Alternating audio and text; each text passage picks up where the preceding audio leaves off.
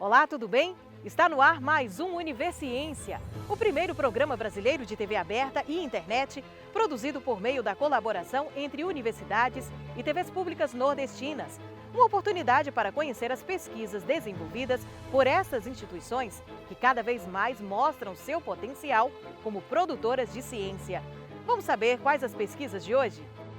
Projeto desenvolvido pelo curso de Direito da Universidade Federal do Ceará incentiva o debate crítico para a educação política. No sul da Bahia, uma pesquisa estuda a conservação de espécies da Mata Atlântica. E veja também um trabalho científico sobre o uso das plantas medicinais.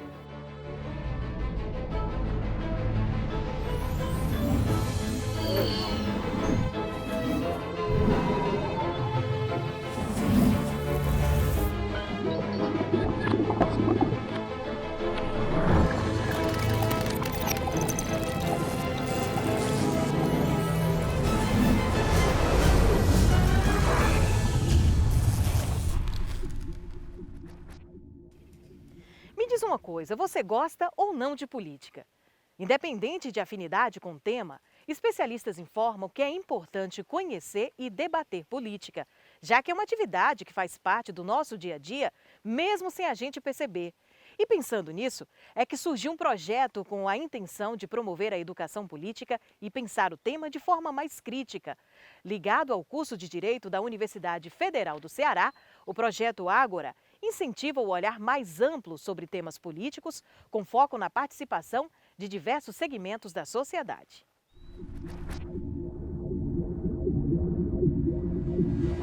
O Grupo Agro surgiu ali ainda em 2016, ao fim de 2016, na tentativa de promover tanto uma educação política no estado do Ceará, principalmente, como também um fomento ao estudo técnico de certas matérias muito ligadas à consolidação do regime democrático. Hoje nós precisamos de pessoas capazes de unir cidadãos e de unir a sociedade em torno de causas. Nós estamos vivendo um momento de muita separação das pessoas em torno de ideias. Então nós estamos preocupados em criar pessoas que tenham responsabilidade cívica, mas também habilidade para o discurso político e habilidade para a liderança.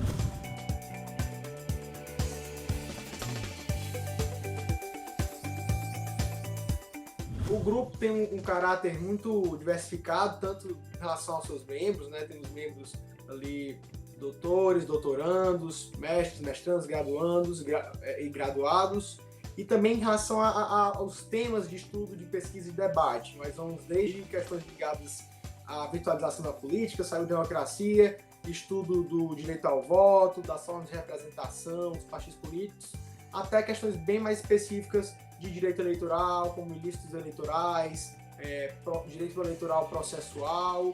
O foco do Ágora são atividades de pesquisa no campo do direito eleitoral e também de extensão.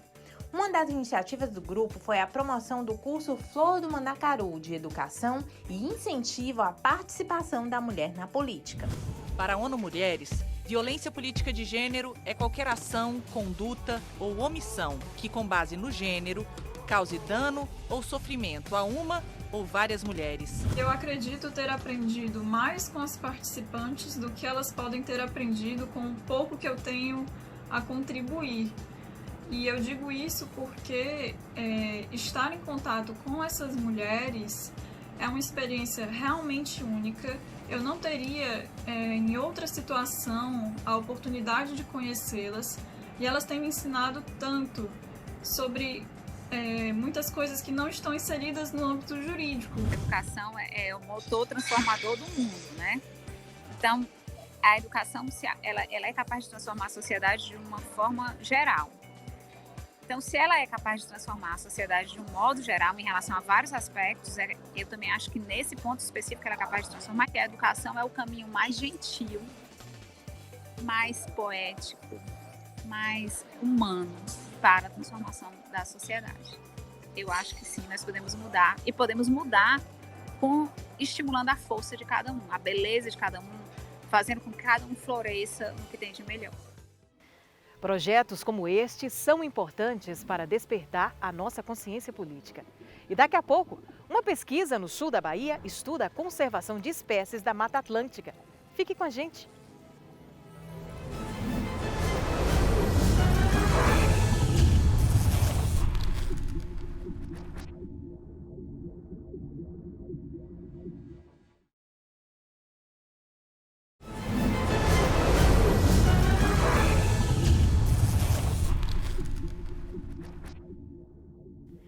Cientistas da Universidade Federal do Sul da Bahia realizam uma pesquisa interessante que monitora as espécies em risco de extinção na Mata Atlântica.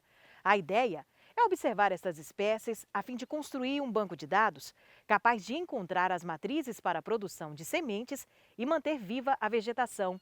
A pesquisa já conseguiu catalogar cerca de 38 espécies de plantas raras ou que estão ameaçadas de extinção.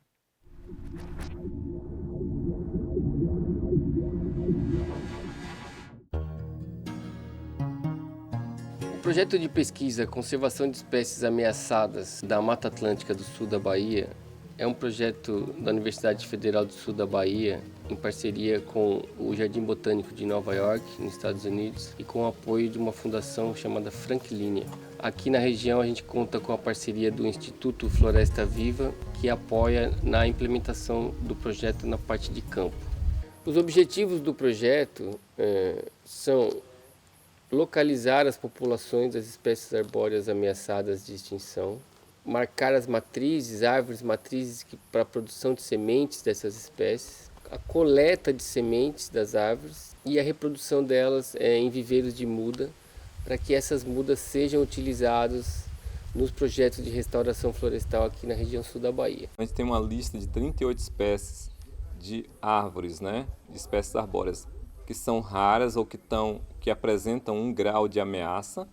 A maioria dessas plantas a gente tem 1, 2, 3 coletas às vezes, registrada na coleção. Então o herbário CEPEC, da CEPLAC, convênio com o UFSB, ele guarda uma das mais importantes coleções de plantas da Mata Atlântica. Por isso, esse cruzamento de informações das coletas ou das coleções que estão depositadas no herbário, ele serve para a gente tentar chegar na população dessas plantas raras, registrar essas populações, ampliar esse dado e, posteriormente, voltar, monitorar essas populações e coletar semente e depois levar para o viveiro. Para fazer esse trabalho, a gente conta com a colaboração dos mateiros da região, principalmente na localização dessas populações, dessas espécies ameaçadas. Então, boa parte das espécies que a gente trabalha, são 38 espécies, elas têm as populações muito pequenas e restritas. Então, é muito difícil encontrar essas árvores no campo. E a partir daí, então, a gente faz a marcação dessas árvores matrizes, tomando as coordenadas de GPS, fazendo todas as medições das árvores e para a construção de um banco de dados que vai servir no futuro para a gente poder sempre encontrar essas matrizes para a produção de sementes dessas espécies. A coleção, o herbário, como eu falei, é uma coleção dinâmica. Então, é uma biblioteca onde guarda dados das plantas. Então, ele tem uma importância, primeiro, na identificação correta, eu falo da identificação científica correta, e depois ele tem uma importância também na formação de pessoas, Seja o botânico, seja o biólogo, o agrônomo, o engenheiro florestal e qualquer pessoa que tenha interesse em trabalhar com flora, com plantas, ele fatalmente vai precisar da coleção do herbário para isso. Então, a coleção hoje ela recebe contato do Brasil e do mundo para visitação, por exemplo, suas dissertações, teses. E precisa também na ponta, por exemplo, se um agricultor tem uma dada espécie que ele identificou, por exemplo, como tóxica para um animal que ele observou, ele pode trazer no herbário e a gente vai fazer a identificação e ele vai saber, consequentemente, que planta é e qual o grau de toxicidade. Da mesma forma, um apicultor, ele pode fazer, se ele desejar fazer o levantamento das espécies de interesse para plantar ou para deixar, né, na regeneração para abelha, para produção de pólen ou para mel, também tem como fazer isso na base de dados do herbário. O projeto ele não faz o plantio de mudas, né? Então o projeto ele faz a doação dessas mudas para os projetos de reflorestamento. Então a gente faz contato com os proprietários rurais da região que têm interesse de fazer reflorestamento para restauração em sua propriedade. E então a gente assina um contrato onde o proprietário se compromete a plantar essas mudas e cuidar delas. No âmbito do projeto também temos toda a parte científica, né, que busca então conhecer melhor a distribuição dessas populações de espécies ameaçadas. Então a gente tem uma estudante de pós-doutorado que trabalha no projeto e ela então faz a modelagem das áreas com maior probabilidade de ocorrência dessas espécies. Temos também uma série de vídeos que a gente publica no YouTube e temos publicado também artigos científicos recentemente sobre a influência, né, da fragmentação florestal aqui na Mata Atlântica. Com uma alta fragmentação, boa parte dessas espécies vão ter muita dificuldade para se estabelecer através simplesmente da regeneração natural.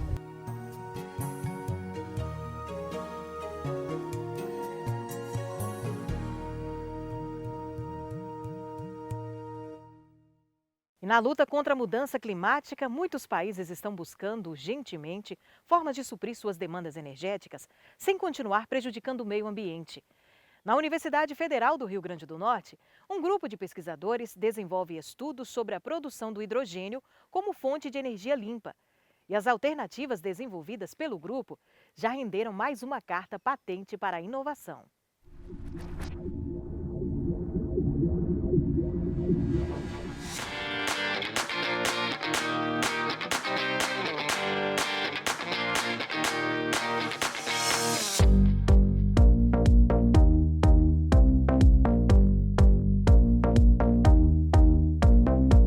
Energia limpa é aquela que independe de você poder causar malefícios à sociedade. O que eu acho mais interessante é que você pode produzir uma energia limpa que hoje já é uma realidade, que é o próprio hidrogênio, certo? Que para a sociedade ele é fantástico, porque a partir dele você pode ter insumos que são importantes para a sociedade. O nosso grupo ele está trabalhando desde 10 anos atrás, né? Nós temos um grupo muito coeso e que esse grupo trabalha na produção de hidrogênio, partindo da reforma a seco do metano, usando 2 gases.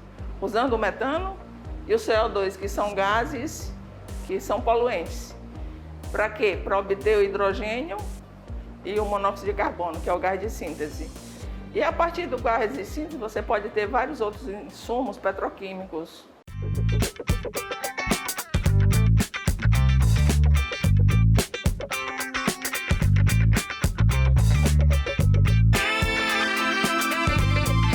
Aqui no Laboratório de Tecnologia Ambiental, a gente usa vários métodos de obtenção de nanopartículas, nanopós, nanocatalisadores, quando é aplicações catalíticas, e um desses métodos é a produção de nanopartículas a partir da síntese assistida por micro-ondas.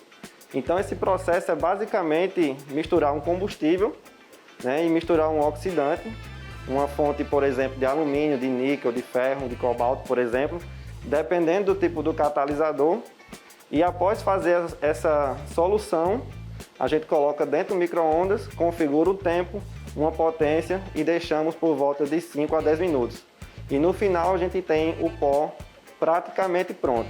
Uma grande vantagem desse método é a rapidez e a praticidade, enquanto que outros métodos de síntese envolvem equipamentos caros, reagentes caros, um tempo de preparação muito maior, como por exemplo a síntese hidrotermal, e nesse método não, né? A gente tem essa vantagem da praticidade e do menor uso de reagentes possível. Fizemos uma adaptação aqui mesmo no laboratório desse equipamento, onde a gente adaptou um cooler, que a gente coloca normalmente numa placa-mãe no computador, a gente inverteu esse cooler e ele funciona como um exaustor, né?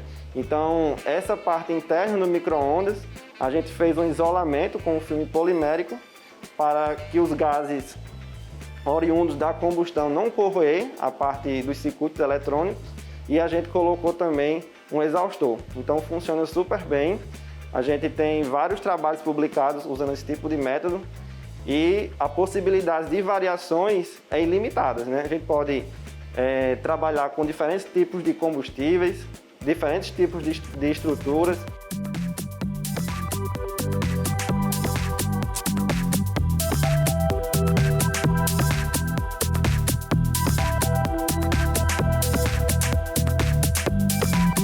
Após obter os nanomateriais, as nanopartículas, e nesse caso aqui os nanocatalisadores, a gente, numa próxima etapa, tem que testá-los. Então, esse sistema aqui, que tem um microreator, é onde fazemos a produção do hidrogênio a partir, por exemplo, de um metano e uma mistura de CO2. Então, esse metano, ele pode ser oriundo tanto do gás natural, como também de um biogás, questão que está muito forte hoje, a questão do hidrogênio verde, né, obtido de uma fonte renovável. Então, esse equipamento aqui faz o teste do material, o rendimento de hidrogênio, a conversão de metano, a estabilidade do catalisador, tudo isso pode ser medido aqui nesse sistema de microreator.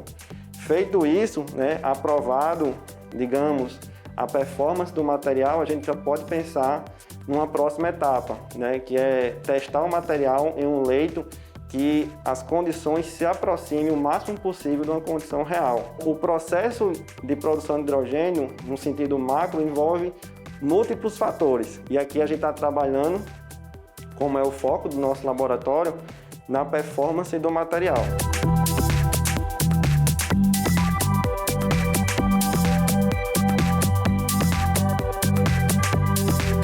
Muitos dispositivos, muitos materiais que a gente vê no dia a dia, eles são resultado de uma pesquisa muito robusta que é feita nas universidades. Então, a carta patente é uma parte da inovação, é um pé no mercado, né? Então, quanto mais a gente desenvolver pesquisa científica, desenvolver inovação a partir do registro de novas patentes, a gente vai aproximando a indústria, o mercado da universidade.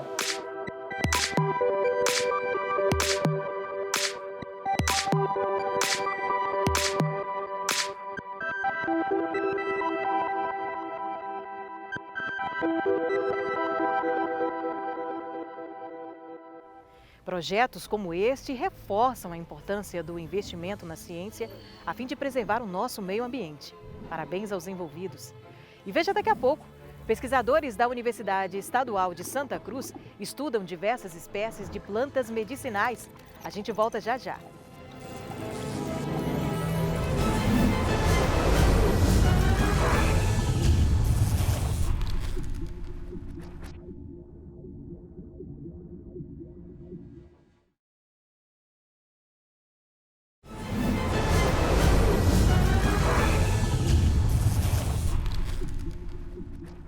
Algumas pessoas preferem o uso de plantas medicinais para auxiliar no tratamento de alguma doença.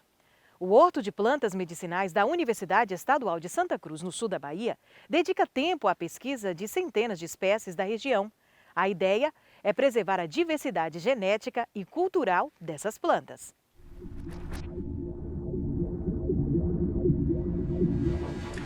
Registros arqueológicos comprovam o uso de plantas medicinais pelo homem desde os primórdios da sua existência. A descoberta do potencial terapêutico das plantas medicinais ocorreu a princípio de forma intuitiva e posteriormente através da experimentação sistemática. Os primeiros europeus que chegaram no Brasil logo se depararam com uma grande quantidade de plantas medicinais em uso pelos povos indígenas que aqui viviam. O que diferencia uma planta medicinal de qualquer outra é a sua propriedade terapêutica, né? É a sua possibilidade de atuar atenuando algumas doenças.